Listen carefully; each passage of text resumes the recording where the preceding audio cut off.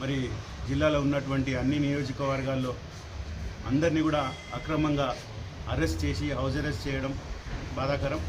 మరి పోలీసులు ఇప్పటికైనా గుర్తించాలి. గతంలో ప్రభుత్వం ఉన్నప్పుడు ఇటువంటి సంఘటనలు ఎప్పుడు కూడా జరగలేదు. మరి రేవంత్ రెడ్డి గారు ముఖ్యమంత్రి అయిన తర్వాత ఎక్కడికక్కడ మరి అందరినీ అరెస్ట్ చేయడం, అక్రమంగా కేసులు పెట్టడం ఇవన్నీ కూడా చూస్తున్నాం. ఇవన్నీ కూడా ప్రజలు గమనిస్తున్నారు. తప్పకుండా రాబోయే కాలంలో ప్రభుత్వానికి బుద్ధి చెప్తాం. ఖచ్చితంగా ఏ కార్యకర్త కానీ ఎవరికి ఏమి ఇబ్బంది జరిగినా ఖచ్చితంగా బీఆర్ఎస్ పార్టీ అండగా ఉంటుంది.